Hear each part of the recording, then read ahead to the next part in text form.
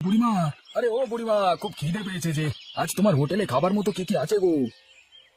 আমার বাবা এই একটাই হোটেল, সব খাবার আবার ফ্রিতে বিক্রি করি, তাই আর বেশি পদের খাবার রান্না করে রাখতে পারি না। ওই ওই ভাত আর আলু ভর্তাই আছে, কিছুটা ডালও রেখেছি, তবে কালকে কিছু শুটকি ভর্তা করব ভাবছি। কি, ভাত আর আলু ভর্তা? তাতে আমার হয়ে যাবে। দাও বুড়িমা, আমাকে তাহলে ওই ভাত আর আলু ভর্তা দিয়ে দাও, সাথে একটু ডালও দিও। হ্যাঁ, আমার যে খুব খিদে পেয়েছে। ঠিক আছে, তুই তাহলে ওই সিটে গিয়ে বস। এই কানাই, এদিকে ভাত আর আলু ভর্তা দিস তো, সাথে এক বাটি ডালও দিস। আগে ঠিক আছে বুড়িমা, এখনই দিচ্ছি। তা তোদের চাষবাস কেমন চলছে জমিতে? এদিকে তো আকাশের অবস্থা দেখে মনে হচ্ছে কয়েকদিন ধরে খুব খরা যাচ্ছে। সে আর বলো না বুড়িমা, আজকাল জমিতে এসে কি রোদের ভেতর কাজ করছি গো। এত রোদ বেশি দিন থাকলে যে গ্রামে খরা দেখা দেবে, আর খরা দেখা দেওয়ার মানে হলো গ্রামে অভাব দেখা দেওয়া। না না, ওভাবে বলিস না, এই গ্রামে খরা দেখা দিবে না। তাছাড়া গ্রামে খরা দেখা দিলে যে অভাবে সবাই না খেয়ে মরবো।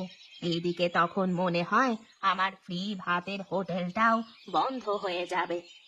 ওসব কথা বলো না বুড়িমা, তোমার ওই ফ্রি ভাতের হোটেল বন্ধ হয়ে গেলে যে আমাদের মতো গরিব কৃষকদের না খেতে পেয়ে মরতে হবে। আমরা জমিতে কাজ শেষে তোমার এই হোটেলে এসে একটু ফ্রিতে খাবার খাই, এতে করে আমাদের পেটটা ভরে আর আমরাও কাজ করে শান্তি পাই। এখন যদি তোমার এই হোটেলটাও বন্ধ হয়ে যায়, তাহলে তো আমাদের আর দুঃখের সীমা থাকবে না গো। কি আর বলবো বল, আমিও তো চাই না যে আমার এই ফ্রি ভাতের হোটেলটা বন্ধ হোক, তবে অভাব দেখা দিলে আমার পক্ষেও তো আর হোটেল চালানো সম্ভব হবে না রে। না না বুড়িমা, অভাব দেখা দেবে না, তবে বলাও যায় না কখন কি হয়ে যায়। এই নিন বাবু আপনার খাবার, ভাত ডাল আর আলু ভর্তা।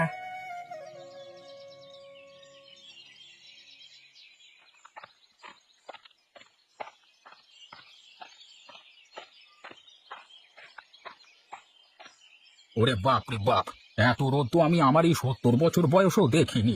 এই রোদ দেখে তো মনে হচ্ছে এবার বুঝি খুব খরা দেখা দেবে। কিসব বলছো খুড়ো? খরা দেখা দেওয়ার মানে কি জানো?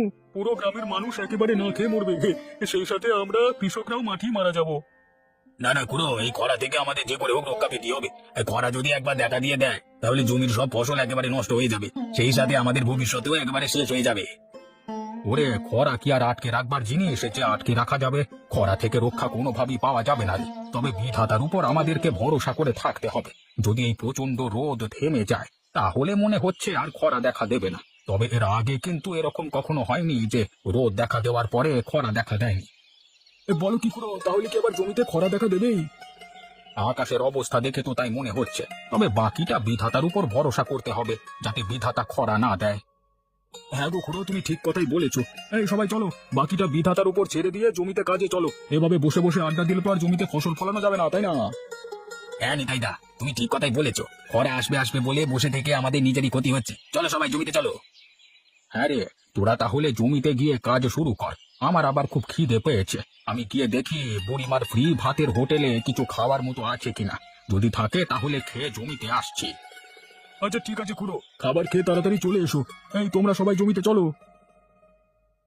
কানাই, আরে আয় কানাই, এদিকে একটু আয় তো বাবা, তোর সাথে কিছু কথা ছিল।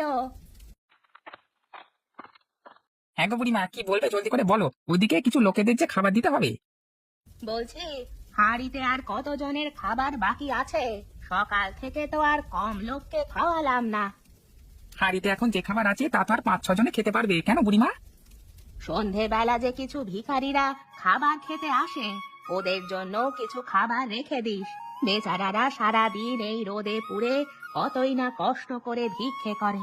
ওদেরও তো আমার এই ফ্রি ভাতের হোটেলে ফ্রি খাবার খাওয়ার অধিকার আছে, কিন্তু ওরা তো আর দিনে আসতে পারে না। আচ্ছা ঠিক আছে বুড়িমা, তুমি কোনো চিন্তা করো না, ওরা সন্ধেবেলায় আসলে আমি ওদেরকে খাবার খাইয়ে দেবো। হ্যাঁ রে কানাই, তাই যেন হয়। পরে কিন্তু আবার ভুলে যাস নে, কাল কিন্তু একটা ভিখারিকে না খাইয়ে রাখতে হয়েছে, বেচারাকে পরে শুকনো খাবার দিতে হয়েছে। হ্যাঁ না না বুড়িমা, কালকের মতো একদমই হবে না। আমি জানি কটা ভিক্ষুক সন্ধ্যাবেলা খেতে আসবে, ওদের সবার জন্যই আমি খাবার রেখে দেবো। হ্যাঁ রে কানাই, আমি তাহলে এখন বাড়ি চলে যাই। আমার যে গরম আবার একদমই সহ্য হয় না। একে তো আজ বেশ রোদ উঠেছে, তার উপর আবার চুলোর পাড়ে বসে বসে রান্না করতে হয়। এত গরম যে আমি আসলেই আর সহ্য করতে পারি না। আচ্ছা বুড়িমা, তুমি তাহলে এখনই বাড়ি চলে যাও।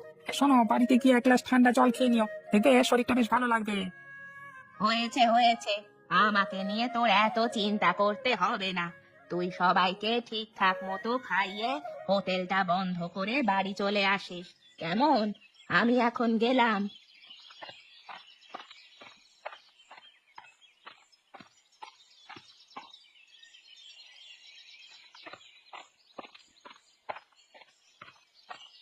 দেখলে খুড়ো, যা ভেবেছিলে ঠিক তাই হলো।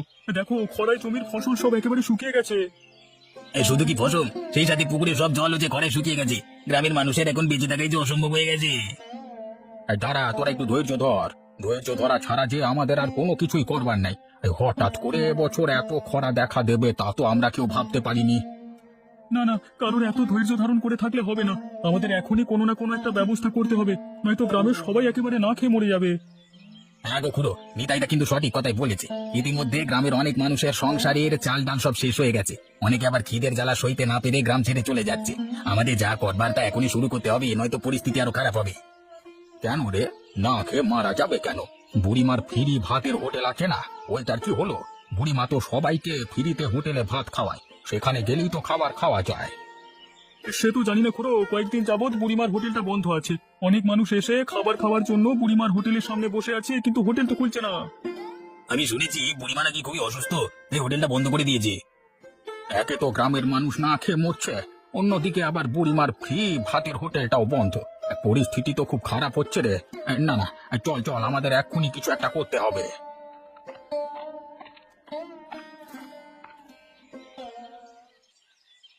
দেখো বুড়িমা, দেখো, ভালো করে দেখো। তুমি এতদিন যাদেরকে ফ্রিতে ভাত খাইয়েছো তোমার হোটেলে, আজ তারা কেউ তোমার অসুখের বেলায় নেই। আজ তুমি অসুস্থ হয়ে বিছানায় পড়ে আছো, কিন্তু তোমাকে দেখবার জন্য একটা লোক পর্যন্ত গ্রাম থেকে আসলো না। না রে কানাই, গ্রামের মানুষকে দোষ দিয়ে আর কি লাভ বল? এমনিতে গ্রামে খুব অভাব অনটন দেখা দিয়েছে। সবাই বুঝি অভাব অনটন নিয়ে ব্যস্ত হয়ে পড়েছে, তাই আমাকে নিয়ে কেউ আর ভাবছে না। সেটাই তো বলছি তোমাকে, এতদিন তুমি সবাইকে ফ্রিতে তোমার হোটেলে খাবার খাওয়ালে, আর আজ তুমি রোদে গরমে অসুস্থ হয়ে বিছানায় পড়ে আছো, কিন্তু তোমাকে দেখার মতো একটা মানুষও আসলো না। এসব কথা এখন বাদ দে কানাই, হোটেলের কি খবর সেটা একটু বল তো। আমি তো কয়েকদিন ধরে হোটেলটাতে যেতেও পারছি না। এদিকে ঠিক মতো তো বিছানা থেকেই উঠে বসতে পারি না, হোটেলেই বা যাবো কি করে? তুমি অসুস্থ হওয়ার পর আমি হোটেলটা বন্ধ করে দিয়েছি বুড়িমা। একা একা তো আর হোটেল চালানো যায় না। তাছাড়া এমনিতেই গ্রামে খুব অভাব অনটন দেখা দিয়েছে, চারিদিকে সবারই খুব খাবারের অভাব। আমি একা মানুষ কি আর সবাইকে খাওয়াতে পারি? বলিস কি রে কানাই, তুই হোটেল কেন বন্ধ করেছিস? এতে করে তো মানুষজন না খেয়ে মরছে রে। যা যা, তুই এখনই গিয়ে হোটেলটা খুলে দে। অনেক মানুষ যে আমাদের হোটেলে খাওয়ার জন্য অপেক্ষা করছে। না বুড়িমা, তুমি যতদিন পর্যন্ত সুস্থ হবে না ততদিন পর্যন্ত আমি আর হোটেল খুলবো না। ওরে কানাই, রাগ করিস নে, আমি যা বলি তাই কর। এই অভাবের সময় গ্রামের মানুষের পাশে দাঁড়াতে না পারলে আর কখন দাঁড়াবো বল? গ্রামের মানুষের বিপদে তো তুমি তাদের পাশে কম দাঁড়ালে না, কিন্তু তোমার বিপদে তো আজ কেউ তোমার পাশে নেই। গ্রামের মানুষের এই বিপদের সময় আমাদের এখন তাদের পাশে দাঁড়ানো উচিত। ঝগড়া করার সময় এটা নয় রে। বুড়িমা, আরে ও বুড়িমা, ঘরে আছো নাকি? একটু এসো দেখি, তোমার সাথে যে কথা আছে।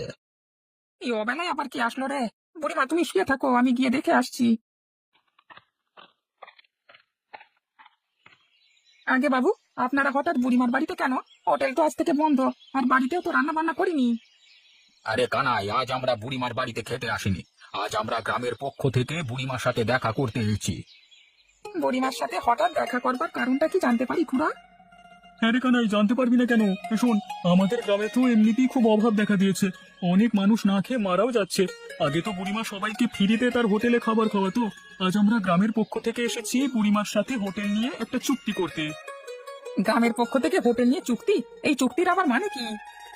এই চুক্তির মানে হলো বুড়িমার ফ্রি ভাতের হোটেলে আজ থেকে গ্রামের সবাই ফ্রিতে খাবার খাবে, আর বুড়িমার হোটেলে যত চাল ডাল লাগে সব আমরা গ্রাম থেকে জোগাড় করে দেব। আরে বাহ, এটা তো খুব দারুণ একটা চুক্তি। আসুন বাবুরা আসুন, আপনারা সবাই ভেতরে আসুন।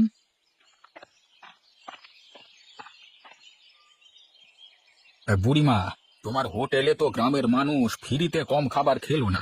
এখন এই অভাবের ভেতরে যদি তুমি সবাইকে ফ্রিতে তোমার হোটেলে খাওয়াও, তাহলে গ্রামের মানুষগুলো অন্তত বেঁচে থাকবে। বুড়িমা তুই না করো না। এমনিতেই এবছর খরায় জমির ফসলগুলো সব নষ্ট হয়ে গেল। গ্রামের মানুষ না খেতে পেয়ে অনেকে এই গ্রাম ছেড়ে চলে যাচ্ছে। এখন যদি তুমি আমাদের না করে দাও তাহলে যে আমাদের আর কিছুই করার থাকবে না। না না, আমি না করব কেন? গ্রামের এই বিপদের সময় তাদের পাশে দাঁড়ানো তো আমাদের সবার কর্তব্য। কিন্তু আমার পক্ষে তো গ্রামের সবাইকে ফ্রিতে খাওয়ানো সম্ভব নয়। সেজন্য যে অনেক পরিমাণে চাল আর ডালের প্রয়োজন, এত পরিমাণে চাল ডাল তো আমার কাছে নেই। ওসব নিয়ে তুমি কোনো চিন্তা করো না বুড়িমা, যত চাল ডাল লাগবে সব গ্রাম থেকে আমরা জোগাড় করে দেব। তুমি শুধু রান্না করবে, আর এই বিপদে গ্রামের সবাইকে তোমার হোটেলে ফ্রিতে খাবার খাওয়াবে। তাহলে আমার আর কোনো আপত্তি নেই। আমি একটু সুস্থ হলেই আবার আমার সেই ফ্রি ভাতের হোটেলটা চালু করব। এই কানাই, তুই এদের সাথে মিলে যা যা লাগে তা তা হোটেলে নিয়ে রাখ। আমি সুস্থ হলেই রান্না শুরু করে দেব। আগে ঠিক আছে বুড়িমা, আমি তাহলে গ্রামের সবাইকে রান্না করে খাওয়ানোর মতো প্রয়োজনীয় সবকিছু নিয়ে হোটেলে রাখছি। দেখো বুড়িমা, তোমার ফ্রি ভাতের হোটেলে খাবার খেতে গ্রামের কত মানুষ এসেছে। আগে তো তোমার হোটেলে সবাই বসে বসে খেত, কিন্তু এখন দেখো সবাই মাটিতে বসে কি আরাম করে ভাত খাচ্ছে। হ্যাঁ খুড়ো, আগে তো অল্প কিছু মানুষ ছিল, তাই চেয়ার টেবিল রেখেছিলাম। কিন্তু এখন তো গ্রামের সবাইকে খাওয়াচ্ছি, তাই চেয়ার টেবিল বাদ দিয়ে মাটিতে বসিয়ে খাওয়াচ্ছি। কিরে নিতাই জগাই, ওইদিকে সবার কি খবর? ঠিক মতো সবাই খাবার পাচ্ছে তো? হ্যাঁ খুড়ো, এই অভাবের ভেতরে সবাই পেট ভরিয়ে বুড়িমার হোটেলে ফ্রিতে ভাত খাচ্ছে। গ্রামের ছোট বড় থেকে শুরু করে বুড়ো বুড়ি কেউই বাদ যায়নি। যাক বাবা, এভাবে যদি বুড়িমার হোটেলে ভাত সবাইকে খাওয়ানো যায়, তাহলে এই খরা থেকে আমরা সবাই রক্ষে পাবো। তাহলে দেখবি গ্রামের একটা মানুষও না খেয়ে মারা যাবে না। একুরো তাই যেন হয়।